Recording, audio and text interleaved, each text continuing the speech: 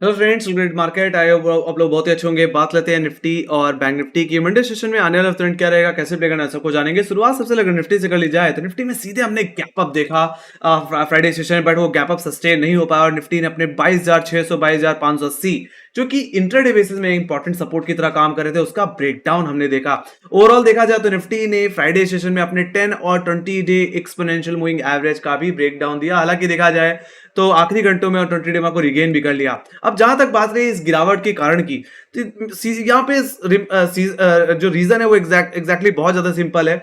देखा जाए तो आईटी सेक्टर ऑलरेडी पहले से भी एक लगाड़ था, उसने कहीं ना कहीं ओवरऑल प्रेशर बनाया एंड डेफिनेटली। और लार्ज कैप में अगर बात कर ली जाए तो yes definitely Reliance, HDFC bank, ये कुछ स्टॉक्स है जिन्होंने एक ड्रैग करने का काम किया। क्योंकि अगर बाहरी न्यूज़ की बात कर ली जाए, अगर मैं यूएस सिचुएशंस के बारे में बात कर लूं तो यूएस मार्केट तो पूरी तरह से पॉजिटिव था पहले भी, थर्सडे ट्रेडिंग सेशन में भी। और फ्राइडे की अगर बात कर ली जाए तो इवनिंग में अनएम्प्लॉयमेंट डेटा आया, पेरोल डेटा आया, वो भी कहने की एक्सपेक्टेशन से बेहतर ही था, जिसके चलते यूएस मार्केट हायर लेवल्स पे जाकर के बंद हुआ है। नैस्डैक की बात की जाए तो 2% की तेजी के साथ बंद हुआ, तो वहीं पे डाउ जोन्स यानी कि 1% की तेजी के साथ बंद हुआ है। तो मुझे कोई खास दिक्कत मुझे देखने को नहीं मिल रही है। सो हम ये कह सकते हैं कि यस, जो बाजार में गिरावट आई है वो कहीं ना कहीं डोमेस्टिक कारणों की वजह से ही आई है। हाईवेट स्टॉक्स में जो करेक्शन है उसकी वजह से आई है। अब बात कर लेते हैं इंपॉर्टेंट लेवल्स की कि यस, अब आने वाले दिन में, आने वाले हफ्ते में हमें किन लेवल्स पे अब नजर रखनी चाहिए। तो यहाँ पे अगर निफ्टी को वापस अगर रिकवर होना है, अगर रिकवरी में आना है, तो कहने की 22,500 और 22,550 रुपए के ऊपर वापस निकलना पड़ेगा, जो कि इंट्राडे बेसिस पे फ्राइडे सेशन में एक बड़ा कॉलेटर का लेवल बनता हुआ दिखा। ओवरऑल निफ्टी क्लोजिंग भी कहीं ना कहीं 22,500 के नीचे ही हुई है। तो वहीं पे अगर निफ्टी को अपने डाउन ट्रेंड को अगर कंटिन्यू रखना है तो 22,300 350 के लेवल को तोड़ना पड़ेगा। सीधे सीधे बोलूं तो फ्राइडे के लोस का ब्रेकडाउन देना पड़ेगा। तो ओवरऑल जो स्ट्रक्चर है निफ्टी का, जिस तरह से फ्राइडे में करेक्शन आई उस हिसाब से थोड़ा न्यूट्रल से अब ये सिचुएशन निगेटिव होती हुई दिख रही है।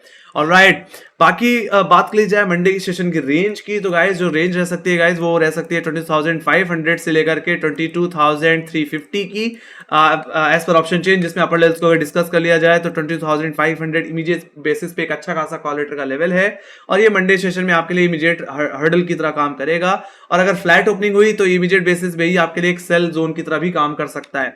तो यहाँ पे सेकंड हर्डल जो रहेगा वो रहेगा 22,550 का लेवल, जो कि फ्राइडे सेशन में एक लोअर हाई था, जहां से हमने दोबारा एक बड़ी करेक्शन आती हुई देखी थी आखिरी घंटों में। तो मेरा मानना है अगर निफ्टी को रिकवर होना है और अगर आपको बाई साइड पे अगर जाना है तो निफ्टी को एटलीस्ट 22,550 545 रुपए के ऊपर 10 से 15 मिनट होल्ड होने देना होगा। अगर ऐसा हो जाए then definitely we can expect some recovery. ऐसे सिचुएशन में आपका प्राइमरी टारगेट बन जाएगा 22,600 एंड सेकेंडरी टारगेट सीधे सीधे बोलूं तो 22,700 रुपए, 22,775 रुपए के लेवल्स बन जाएंगे। ऑलराइट, तो वहां तक की स्विंग कहीं ना कहीं फिर निफ्टी में वापस देखने को फिर मिल जाएगी। तो वहीं पे जहां तक बात कर ली जाए लोअर लेवल्स की, सो लोअर लेवल्स में गाइस 22,400 का लेवल ऑप्शन चेन के हिसाब से एक अच्छा पुटराइटर का जोन है। और देखा जाए तो इन्हीं लेवल पे ओवरऑल सपोर्ट लेने बाद निफ्टी में आखिरी आधे घंटे में हमें रिकवरी देखने को मिली थी। तो मेरा मानना यही आपके लिए इमीडिएट सपोर्ट की तरह काम करेगा मंडे सेशन में। तो अगर निफ्टी फ्लैट हो, ओपन हो और फर्स्ट ऑफ ऑल अपने 22,400 के लेवल को अप्रोच करे तो आप चाहो तो एक बार के लिए थोड़ी रिकवरी को प्ले करके चल सकते हैं। बाकी मेरा मानना है एक फ्रेश सेलिंग तो तब ट्रिगर हो जाएगी जब फ्राइडे का लो भी टूट जाएगा, जो कि 22,350 का लेवल है।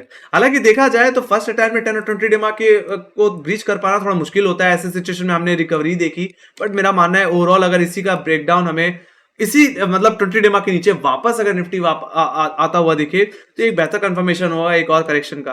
तो ऐसे सिचुएशन में फ्राइडे के लो पे फोकस करना 22,350, अगर ये लेवल अगर आपको टूटता हुआ दिखे तो बेचो। ऐसे सिचुएशन में 20 डेमा के ब्रेकडाउन के बाद इनकी 50 day exponential moving average Nifty test करता हुआ दिख सकता है। ओवरऑल सीधे सीधे बोलूं तो 22,200 रुपए के लेवल, जो कि एग्जैक्टली लो है कहीं ना कहीं हमारे 22 अप्रैल के। और बाकी अगर 22,200 का लेवल भी टूट जाता है तो हालत और खराब हो सकती है। ऐसे सिचुएशन में निफ्टी अपने मेजर पुटराइटर का लेवल ओटीएम में जो देखने को मिलता है 22,200 सॉरी 22,000 एग्जैक्टली वहां तक जाता हुआ दिख सकता है। बाकी ये गिरावट हमें यानी कि अप्रैल सीरीज के लोस भी के लेवल्स पे भी ले जा सकती है, जो कि निफ्टी का 100 डे एक्सपोनेंशियल मूविंग एवरेज है, जो कि अप्रैल सीरीज के लोस हैं। ओवरऑल 21,700 रुपए के लेवल हैं, तो वहां तक का डाउन मूव फिर निफ्टी में आता हुआ दिखेगा।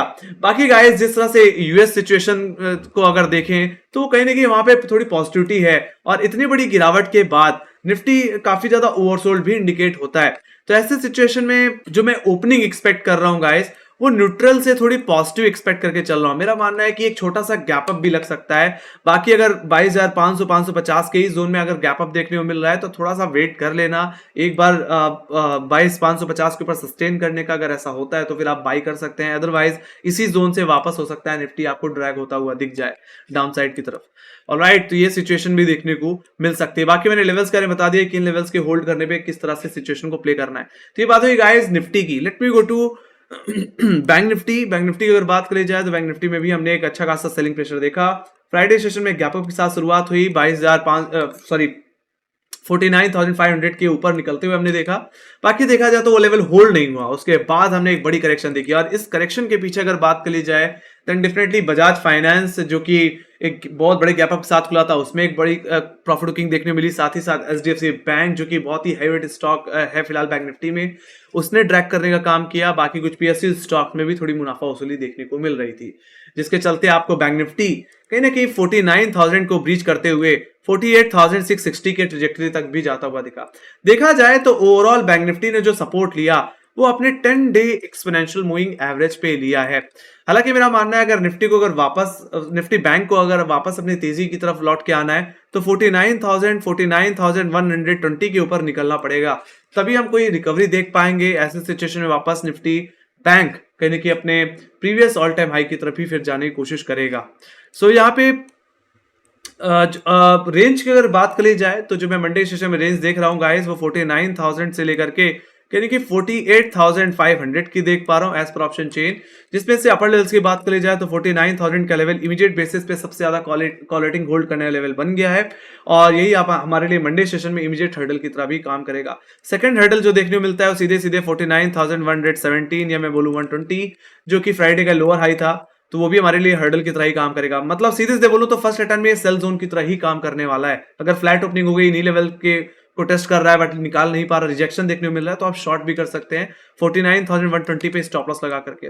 बाकी जहां तक बात रही फ्रेश कॉल ऑप्शन बाई करनी है गाइस, तो फ्रेश कॉल तभी लेनी चाहिए जब बैंक निफ्टी 49,000 का लेवल होल्ड कर जाए, 49,120 के ऊपर 10-15 मिनट सस्टेन कर जाए। तो अगर ऐसा हो जाता है तो आपके लिए प्राइमरी टारगेट, फर्स्ट टारगेट जो होगा ओवरऑल वो होगा 49,500 और 49,600 जो कि एग्जैक्टली कहीं ना कहीं हमारे 3 मई के हाई से, मतलब फ्राइडे का हाई था, तो वहां तक का मोमेंटम हमें आता हुआ दिखेगा। बाकी वो लेवल भी होल्ड हो गया तो निफ्टी बैंक का जो सेकेंडरी टारगेट में देख पा रहा हूँ गाइस वो 49,970 का देख पा रहा हूँ, तो वहां तक का मोमेंटम हमें फिर वापस आते हुए दिख सकता है।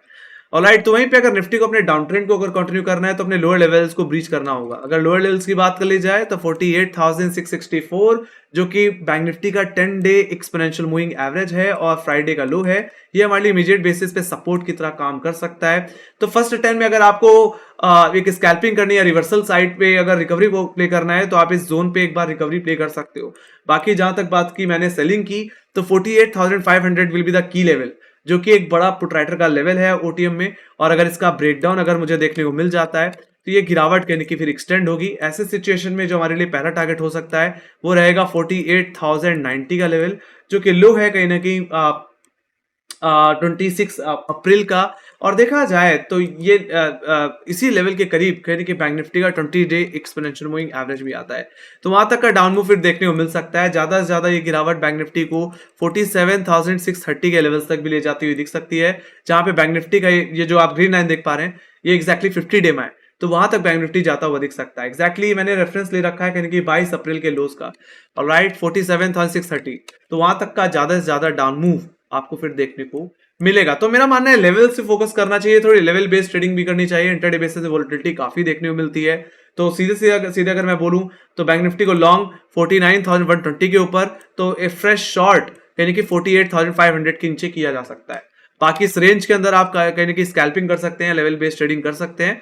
बाकी एक बड़ा मोमेंटम तो मैं इसी रेंज के आइदर साइड ही एक्सपेक्ट करके चल रहा हूँ। Let me go to option data. Option data की अगर बात करी जाए तो निफ्टी में हाई लेवल्स पे कॉलेटर का प्रेशर बढ़ रहा है और देखा जाए तो इमीडिएट बेसिस पे 22,500 के लेवल पे 40 लाख का ओआई बिल्डअप देखने को मिल रहा है, तो ये एक बड़ा कॉलेटर का जोन है गाइस, ये हमें रेजिस्टेंस प्रोवाइड कराएगा। इंट्राडे बेसिस में। तो वहीं पे सपोर्ट की अगर बात कर ली जाए तो 22,400, 22,300 पे थोड़ी पुट राइटिंग होती हुई दिखी है। बाकी ओवरऑल अगर आप ध्यान से देखें तो सिर्फ एक ही रेड बार आपको देखने को मिलेगी जो कि सीधे सीधे 22,000 के पुट राइटर के ओआई को इंडिकेट कर रही है, जहाँ पे 55 लाख ओआई है। तो आप समझ सकते हैं कि अगर निफ्टी ने जिस तरह से फ्राइडे सेशन में अपने 10-20 डेमा को टेस्ट किया, अगर इन्हीं लेवल्स के नीचे अगर फ्राइडे मंडे सेशन में जाता हुआ निफ्टी दिखता है तो ऐसे सिचुएशन में ज्यादा निफ्टी 22,000 की तरफ भी जाता हुआ दिख सकता है, उन लेवल्स को भी टेस्ट कर सकता है फिर, है ना, क्योंकि हाई लेवल्स पे जिस तरह से सेलिंग प्रेशर इमर्ज हुआ है।